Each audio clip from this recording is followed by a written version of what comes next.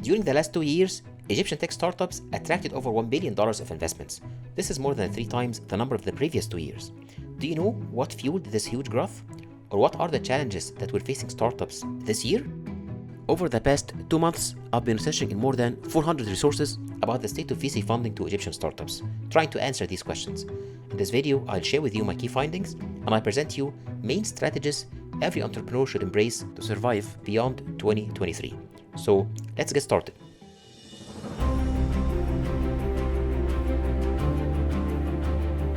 Investors pumped a record $93 billion in investments into early stage startups last year. These supply chain tech startups are now being chased by venture capital money. The venture capital industry had a record-setting 2021 by any metric. The global venture capital funding broke all records in 21, hitting around $643 billion, up 92% from $335 billion in 2020. Venture capital firms were flooding into tech companies at record levels in the post-pandemic economy booming period, driven mainly by fear of missing out. According to the Global Private Equity Report in 22, the amount of excess liquidity, or the dry powder as it's called, was around $3.4 trillion in 21. The booming startup market prompted an investment rush by investors that was characterized by bigger checks, fewer days for deals closure, faster cycle rounds, loosened due diligence measures, and much higher valuations, all in hope of catching opportunities that were actually accelerated by the pandemic lockdown conditions. So how was the startup ecosystem in Egypt prepared for this global boom in funding? The ecosystem in Egypt is developing quite well. The market has moved a lot in the past decade, a lot. Since we first invested in Egypt, the ecosystem has grown tremendously. In our first cohort, October 2011, we struggled to find 5 to 6 good companies that I'd be willing to put $10,000 to $15,000 in. Now, I struggle to limit my cohort to 10 companies that I'm putting $100,000 to $150,000 in. We manage nearly $3 billion in assets for the Africa region, of which about $500 million is invested here in Egypt. Egypt is a market we all know well. We've been investing in Egyptian seed stage startups for over a decade, and today have more than 80 Egyptian companies in our portfolio. We have found exceptional founders in Egypt who are ready to serve the largest market in the Arab world and beyond, such as social commerce platform Breemord, online home furniture startup HomeSmart, an online grocery delivery service Breadfast, and many more. I'm very bullish on the future of VC in the region and in Egypt in particular. We are tremendously bullish about the Egyptian market, and for us, this is one of the most compelling geographies globally with a tremendous entrepreneurial group. With this evolution of the ecosystem in Egypt, this global booming trend in VC funding was the main fuel for the rise of VC investments in Egypt by more than 200% in 21 from 2020. But this was not only specific to Egypt. Actually, both the regional and African growth percentages of investment data were also high. However, what was specifically notable was the rise of fintech startups in Egypt and their continued growth in numbers. So let's see how fintech startups were actually performing globally in 2021. In 2021, as the pandemic continued to push buying and banking online and the price of both Bitcoin and tech stocks climbed, venture capitalists poured money into fintech, a total of $133 billion globally, almost 3 times the $49 billion they invested the year before. That flood of capital supercharged a new wave of fintech startups, so many that half of this year's Forbes Fintech 50 list are newcomers.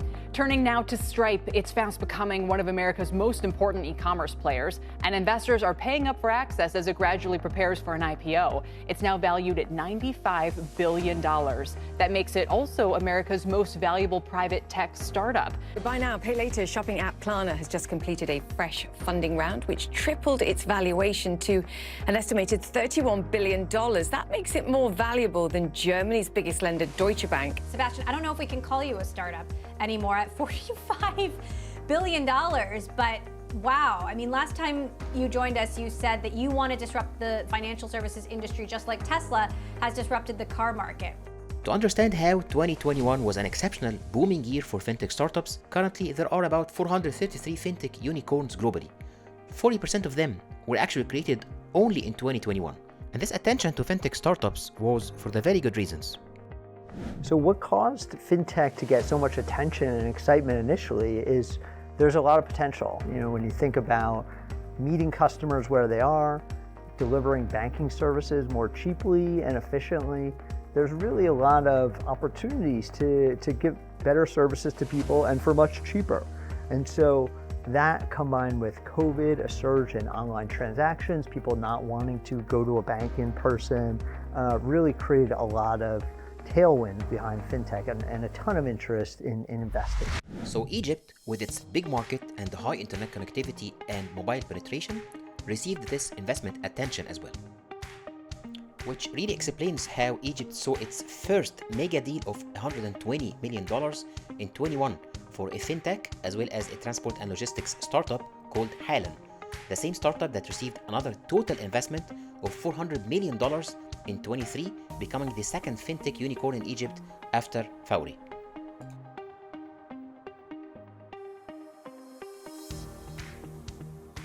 Having achieved the status is very rewarding. The team feels very, very proud. For the ecosystem, it's nice if you're an Egyptian company, another Egyptian company, or Arab, or Middle Eastern, or African, and you see that a company has been able to achieve a unicorn status, then it's an inspiration, I'm sure, for a lot of up-and-coming startups. And the inspiration did take place. Egypt had many fintech startups in recent years achieving very decent investment rounds relative to other sectors. Actually, fintech was the top sector in terms of number of deals in 21 and the top sector in terms of funding amount in 22. And if you consider Halan as both a fintech and a logistics startup, fintech sector was actually number one in funding amount in both years. Actually, it's been great, especially for the fintech world in the past 4 to 5 years. Egypt has been really focusing on closing the gap for like financial inclusion as well as digital acceptance. So what happened actually, the central bank has pushed so many new policies as well as like new initiatives to subsidize a lot of like the money and the work needs to be done to close this gap, and actually helped a lot of the fintechs, which we were one of them, and we've participated along with all of the initiatives. The global surge of fintech investments were coupled by the Egyptian government passing a law that allows the Central Bank of Egypt to give out banking licenses to fintech firms. This, along with the launch of the Fintech Initiative and more funds flowing into investments, led to an explosion of the fintech ecosystem in Egypt.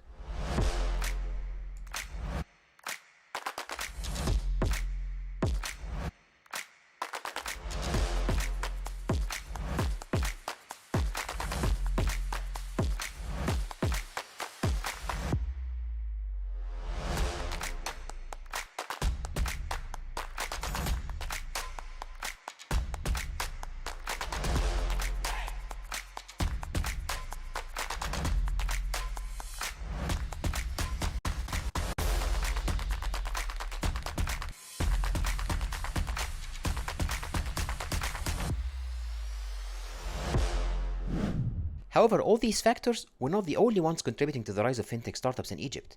One other important factor was actually taking ecosystems by a storm, which was the BNPL lending model.